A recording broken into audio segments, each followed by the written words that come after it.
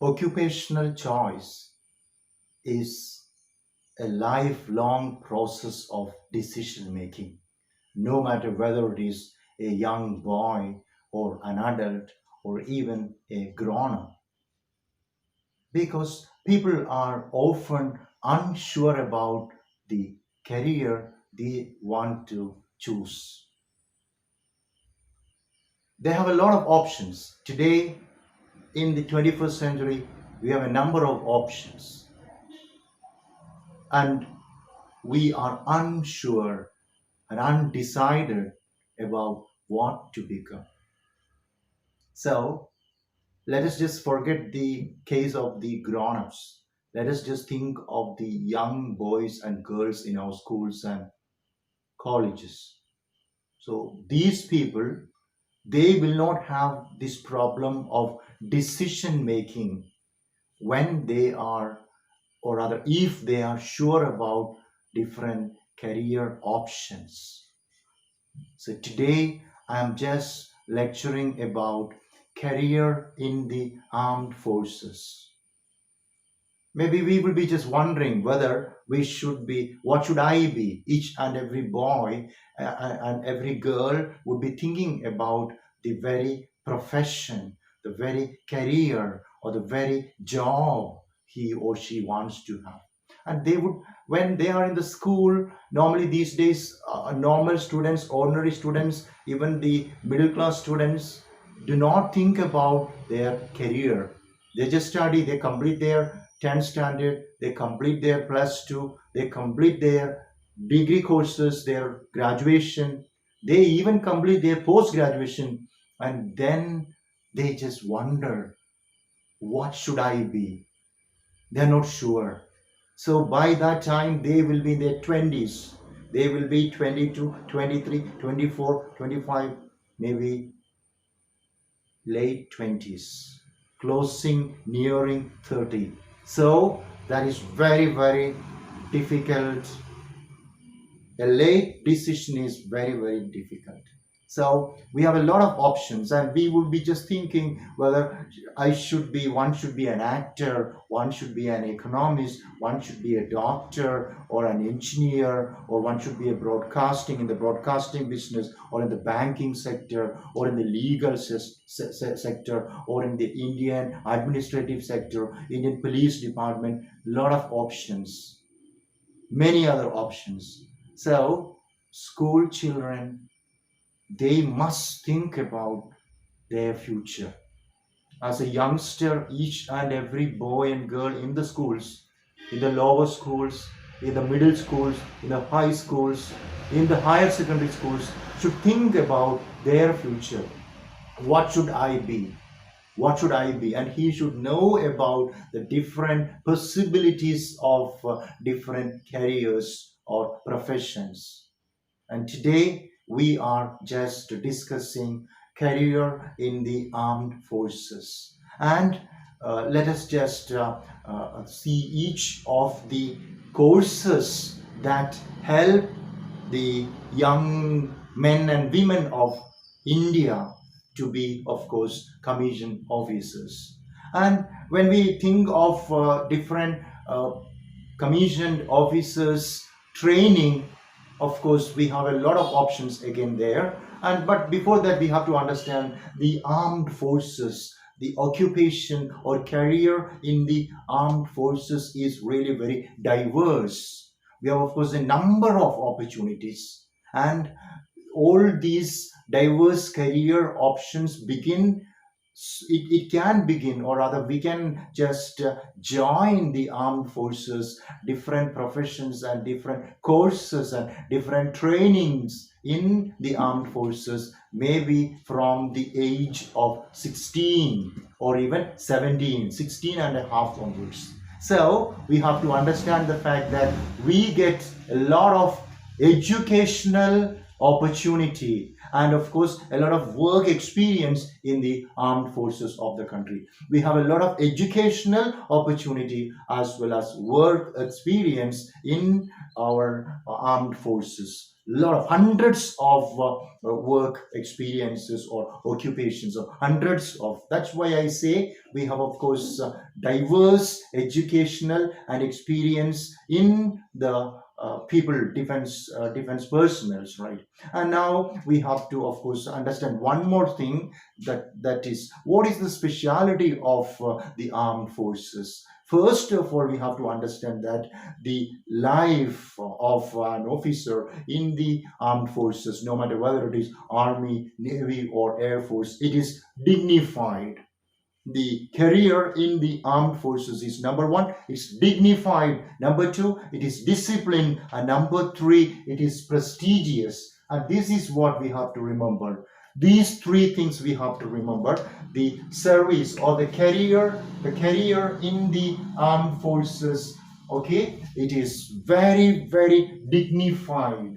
The career in the armed forces is, one side, it is dignified, number two, it is disciplined, and number discipline, and number three, it is, of course, prestigious. It is prestigious. And these are the three important things we have to remember about career in the armed forces. Career in the armed forces, number one, it is dignified, because we are not just ordinary officers. We are not just like the officers in the bank or in the police department or even in the judiciary. We are different. People in the armed forces are different because they are serving the country.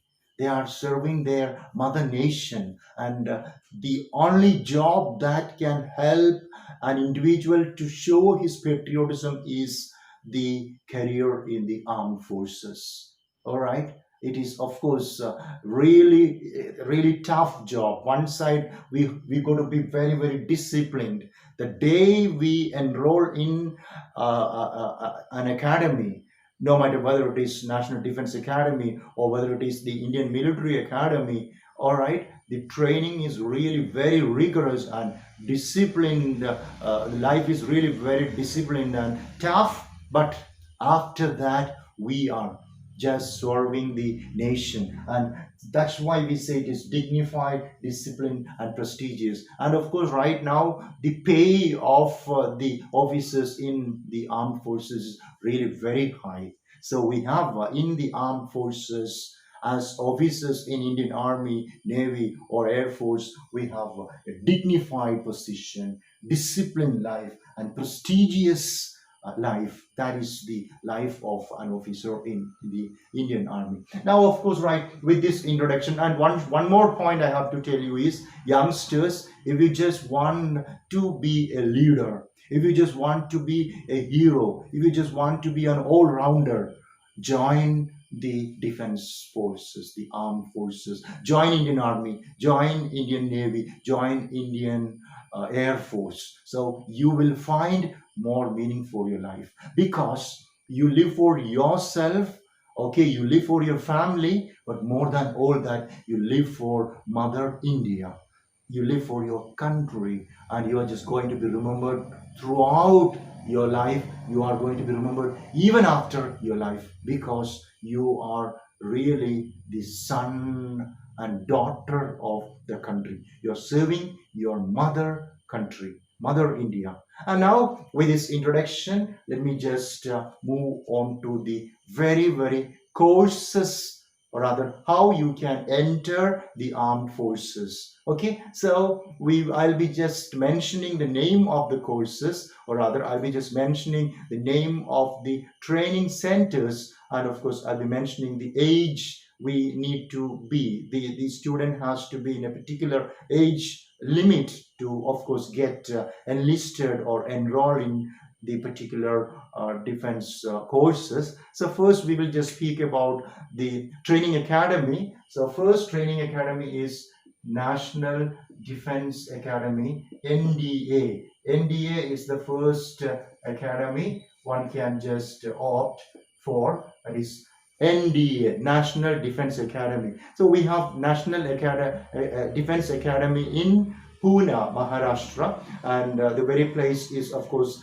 Khadakawasla. Kadakawasla is the very place where we have the National Defense Academy. And any student who has completed his plus 2 or 12th standard, anybody who has completed his 12th standard 12th, can just go for the National Defense Academy entrance examination. And 12th standard is, of course, the qualification. All right, and he must be in between 16 and 19 years. He must be between 16 and a half and 19 and a half. That is about the age. This is the qualification. And to just enter the Indian Army, a student can have any subject. He could be in the humanities or he could be in the science, or it doesn't matter. But to join the Air Force and of course the Navy and the Air Force, a student has to have physics and maths. So one must have studied physics and maths, of course, to join the Indian Army or the Indian Navy. Otherwise, in order to join the Indian Army, of course, any plus two pattern, whether it is humanities or science, it doesn't matter. But in order to join the Air Force as well as the Navy, a plus two student must have studied physics and maths, and he can just go for the examination, the after the plus two examination. If he's between 16 and a half and 19 and a half, he can just write the examination, enter his examination to the National Defense Academy. And of course, once he is selected or he passes the examination, he will undergo the interview and the physical and of course the mental and psychological training, and be selected to the training. And after 3 years training, he will become a commissioned officer in the Indian Army, Navy, or Air Force. So that is the first training academy. The first training academy of the armed forces is NDA, National Defense Academy, Kadakawasla, Pune. Now we speak about the second institute or training academy, and the second training academy is OTA Gaya. OTA Gaya. OTA is Officers Training Academy, Gaya, and it is in fact a technical entry scheme. So the course, it is technical entry scheme. The courses, the training given at Officers Training Academy, Gaya, is technical, and in order to undergo this particular technical course in the Officers Training Academy, Gaya, a student, a candidate has to complete his 10 plus 2 plus 2 in the physics. He must have studied physics, chemistry, and mathematics. He must have studied physics, chemistry, and mathematics. Okay, so any student or any candidate between 16 and a half and 19 and a half who has studied physics, chemistry, and maths, and who is having an aggregate of 70% and above, minimum 70% and above, can go for the entrance examination, of course, to the technical entry scheme at the Officers Training Academy, Gaya. And once he is selected, of course, after the medical, the psychological, and of course the other screening process, he will join the Officers Training Academy, Gaya, and he will of course complete his course, and he will become an officer in the Indian armed forces. And now we just look at the third academy, that is of course giving the training of to become a commissioned officer, that is Indian Military Academy, IMA, Indian Military Academy. It is Indian Military Academy, Dehradun. And this particular training in Dehradun in Indian Military Academy is for people or candidates who have completed their graduation. So any graduation from any recognized university, any graduation right, it is graduation. Any graduate can apply for the course in Indian Military Academy, and the age limit is between 19 and 24.